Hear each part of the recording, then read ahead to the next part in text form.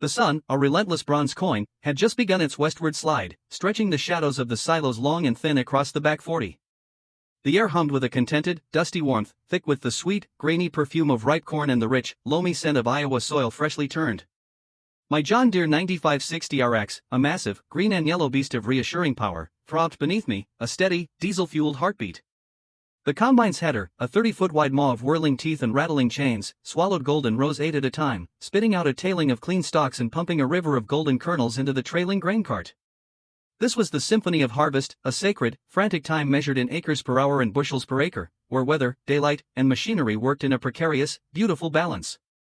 Every minute was a dollar earned, every hour a race against the possibility of an early frost or a late autumn rain.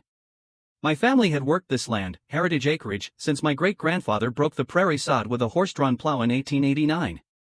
The tract, a 500-acre quilt of corn and soybeans, lay on the outskirts of the growing suburb of Maple Creek. Over the last 2 decades, Maple Creek had spilled beyond its original boundaries, swallowing farmland and birthing subdivisions with names like Whispering Pines Estates and Prairie View Meadows. The latest, and most pretentious, was Heritage Oaks, a gated community of oversized mini-mansions that had sprung up 5 years ago right against my western property line. The development was governed by a homeowners association of legendary strictness, led by its president, a woman named Karen Belfry. I had never formally met Karen, but I knew her by reputation and by sight.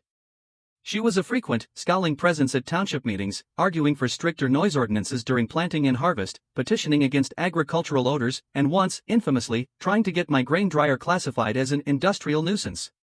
She was in her late 40s, with the sharp, meticulously maintained appearance of someone who spent more on landscaping than I did on fertilizer. Her SUV was always spotless, a stark contrast to the dust-covered trucks in my yard. She viewed my farm not as a vital, food-producing business, but as a messy, inconvenient backdrop to her curated suburban paradise. On this critical harvest day, my focus was absolute. The radio in the cab crackled with updates from my hired hand, Jake, who was running the grain cart. "Coming up on you from the south, Sam," his voice static cut. "Bin's about 80%. "Roger that," I replied, my eyes scanning the gauges and the flowing corn. My access to this field was via a long, gravel farm lane that ran parallel to the pristine black asphalt of Heritage Oaks Boulevard, separated only by a shallow drainage ditch and a flimsy, symbolic line of ornamental pear trees the developers had planted. The lane crossed onto the county road via a simple gravel merge. It was a crossing I'd made 10,000 times in my life. As I finished the pass and swung the massive combine and its trailing header towards the lane to meet Jake, I saw it. A gleaming white Lincoln Navigator was accelerating down Heritage Oaks Boulevard, well over the 25 miles per hour limit. It was Karen. I could see the determined set of her jaw even from this distance. She was looking at her phone, cradled against the steering wheel, not at the road. I had the right of way. The farm lane was an established access point. I began my slow, wide turn onto the gravel, the combine size necessitating a gradual arc that briefly brought the header over the very edge of the asphalt shoulder. What happened next unfolded with the horrible, slow-motion clarity of a nightmare. Karen's head finally snapped up from her phone. Her eyes, wide with a cocktail of shock, indignation, and utter incomprehension, locked onto the green steel behemoth now partially in her path. Instead of hitting the brakes, she seemed to freeze, then overcorrected in a panic. The Navigator swerved violently to the right, away from the combine, but directly into the shallow ditch. The SUV's front bumper plowed into the soft earth, and with a sickening lurch and a crash of tearing metal and plastic, it rode up the opposite bank, its grille and hood smashing squarely into the rear right tire and fender of my stationary tractor, which was hitched to a grain auger waiting for the next load. The sound was a deafening cacophony of shattering plastic, crumpling steel, and the sharp hiss of a punctured radiator. My combine jerked to a halt. I killed the engine, the sudden silence ringing in my ears. Dust swirled in a chaotic cloud. I flung the cab door open and scrambled down, my heart hammering against my ribs. Jake's pickup truck skidded to a halt behind me. Karen's door flew open. She emerged, not with the dazed shock of an accident victim, but with the fury of a stirred hornet's nest. Her designer sunglasses were askew. She pointed a manicured finger at me, her voice a shrill scalpel slicing through the dusty air. You maniac! What is this monstrosity doing on the road? Look what you've done to my car. Do you have any idea how much this costs? I took a deep breath, trying to steady my own anger. Ma'am, this is a private farm lane. I was accessing my field. You were speeding and on your phone. You drove off the road and hit my stationary equipment. Your equipment was encroaching on the public roadway, she shrieked, pulling out her phone. This is trespassing. This is reckless endangerment. I'm calling the police. And the HOA board. We have bylaws about this. Your farm junk is a hazard. She was already dialing, her voice trembling not with fear, but with righteous rage. I looked at the damage. Her navigator was a mess, front end concertinaed, fluids leaking. My tractor's fender was crumpled, and the tire was gouged but holding. The auger, thankfully, was untouched. The real damage, the critical damage, was to time. Harvest was stopped. The sun was falling. Jake came to stand beside me, shaking his head. Unbelievable, he muttered. Within 10 minutes, the Maple Creek Sheriff's Department arrived, 2 cruisers. Deputy Miller, a seasoned officer who'd grown up in the county, got out first, assessing the scene with calm eyes. His younger partner, Deputy Clarkson, began directing what little traffic there was. Karen descended on Deputy Miller like a bird of prey. Officer, finally. This person blocked the roadway with his industrial machinery. I had to swerve to avoid being killed. This is clearly his fault. I want him cited for obstructing traffic, for operating unsafe equipment, and for psychological distress. She presented her version with the flawless conviction of someone used to being obeyed. I waited for her to finish. Deputy Miller listened, his face neutral. He then walked over to me. Sam. Your version? I explained calmly, the farm lane, the right-of-way, the slow turn necessitated by the header's size, her speed, her visible distraction. Jake corroborated it, adding he saw her looking down. Deputy Miller nodded, then walked the scene.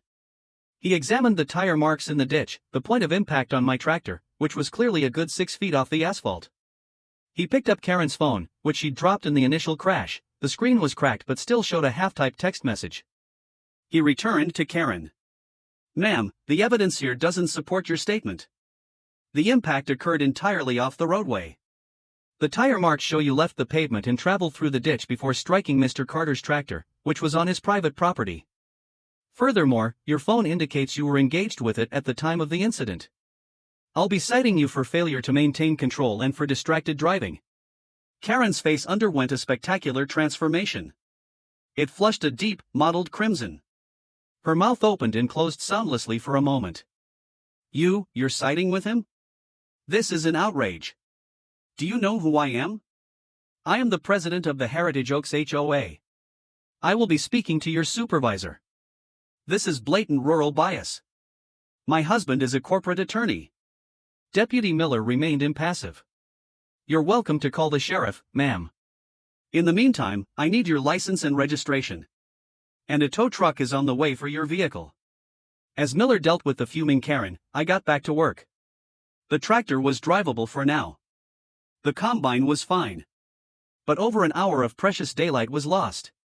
The cost wasn't just in repairs, it was in delayed harvest, in potential quality loss if weather turned. The sense of violation was profound. This wasn't just an accident, it was an invasion, a clash of worlds. The next day, the war escalated. A certified letter arrived from the Heritage Oaks Homeowners Association, chaired by Karen Belfry. It cited multiple violations related to the incident: unpermitted placement of industrial equipment creating a visual blight and safety hazard, generation of excessive dust and noise during prescribed hours, and damage to HOA perimeter landscaping, the ornamental pear tree she'd clipped. It demanded I appear before the HOA board for a disciplinary hearing and pay for the tree's replacement and a community visual amenity fee. It was laughable, but it was also a weapon. She was using the bureaucracy of her subdivision to harass me, to force me into a defensive, time-consuming battle. I didn't go to the HOA hearing. Instead, I had my lawyer, a gruff older man named Bill Henderson who specialized in agricultural law, send a blistering response. It outlined the facts of the accident, included Deputy Miller's report number, and promised a countersuit for trespass, damage to property, and loss of business income if they persisted. It also mentioned we would be filing a formal complaint with the State Real Estate Commission regarding HOA overreach onto active agricultural land, which was protected under state right-to-farm laws.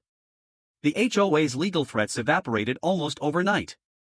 But Karen wasn't finished. She launched a covert campaign. She organized a letter-writing brigade to the county commissioners, complaining about farm vehicle traffic and pollution. She posted carefully angled photos on the town's Facebook page, showing my muddy tractors on the road, captioned, "Is this what we want our children to see? Safety hazard." Her comments section became a battleground between newer residents sympathetic to her and longtime locals who defended my family's legacy. The final act came a week later. I was finishing the last of the corn, the combine's headlights cutting through the early evening gloom. I saw a figure standing at the edge of the field, near the fateful ditch. It was Karen. She wasn't holding her phone. She just stood there, arms crossed, watching the machinery work. I felt a fresh surge of irritation. Was she gathering more evidence? I finished the pass, shut down the combine, and walked towards her. I was tired, covered in dust and chaff, my patience worn thinner than the seat of my overalls. She spoke first, her voice surprisingly quiet, stripped of its usual shrillness. "It's bigger than it looks from my house." I stopped, saying nothing. She gestured vaguely at the combine, the cart, the vast, stubbled field. "All of it. It goes on and on. And you're out here until dark." "Harvest waits on no one," I said flatly. "The police report came in the mail today," she said, not looking at me. "The official one. My insurance company, they aren't happy. They cited me. 100% at fault." She paused. "My husband is furious. About the car, the rates, the embarrassment." I remained silent, letting her sit in the consequences of her own actions. "I called the sheriff," she continued, a hint of the old defiance returning, then fading. "He read me the statute about right to farm. He said if I kept filing nuisance complaints, I could be liable for your legal fees." She finally looked at me. "You weren't even on the road, were you?" "No," I said. "My tractor wasn't. My header might have been over the shoulder for 15 seconds. It has to be, to make the turn." She nodded slowly, a stiff, unfamiliar motion. "I was late for a committee meeting. About enforcing decorative fence regulations."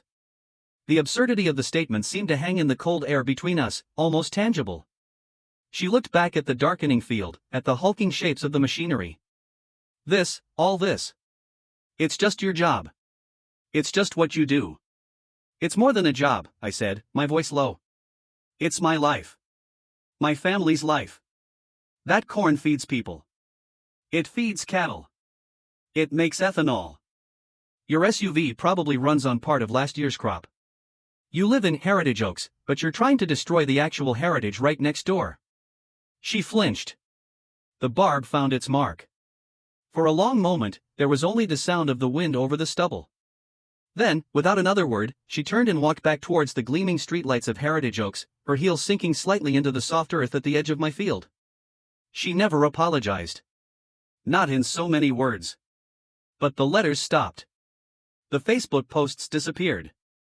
The HOA's war on my farm ceased. I saw her occasionally after that, in her new SUV. She never waved, but she also never again looked at me with pure, unadulterated hatred. It was more of a wary, grudging acknowledgement, the look you might give a force of nature, a thunderstorm, or a river that floods its banks. Inconvenient, messy, uncontrollable, but ultimately real in a way her committee meetings and decorative fence regulations would never be. The dent in my tractor's fender I never bothered to fully hammer out. It became a trophy, a story to tell at the co-op coffee shop. Jake and I called it the Karen Crater. And every harvest, when I make that turn from the lane, I check my mirrors twice. Not for oncoming traffic, but as a reminder that some battles aren't fought with harvesters and plows, but with patience, law, and the unassailable, dirt under the fingernails truth of a day's work done. The police came because she called them, but in the end, the only thing they served was a cold plate of reality. And that, sometimes, is the most satisfying harvest of all.